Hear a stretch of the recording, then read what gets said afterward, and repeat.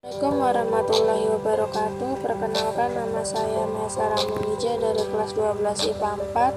Saya ingin membahas tentang perkembangan Islam yang ada di negara Singapura. Materi yang akan dijelaskan: A. Latar belakang Singapura.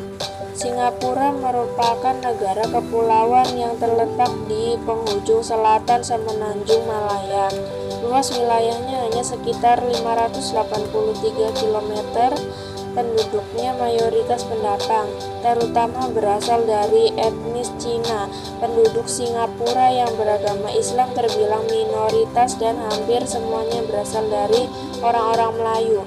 Jumlah penduduk sekitar 42,99 juta jiwa. Sekitar 14,9% penduduk yang memeluk agama Islam, sedangkan mayoritas beragama Buddha 42,9%, ateis 14,8%, Kristen 14,6%, Taoisme 8%, dan Hindu 4%, serta kepercayaan lainnya 0,6%.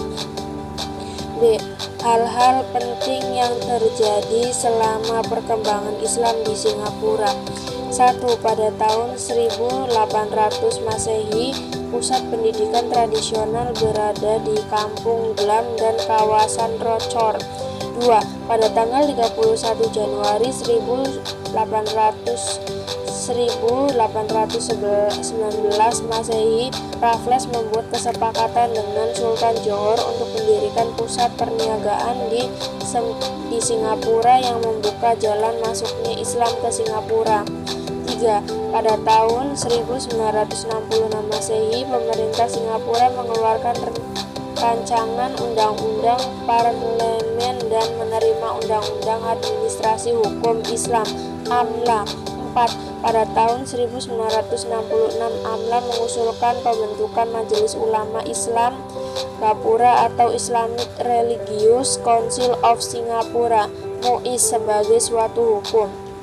Dalam perkembangan selanjutnya, umat Islam di Singapura terbagi menjadi dua kelompok besar, yaitu migran yang berasal dari dalam dan luar wilayah.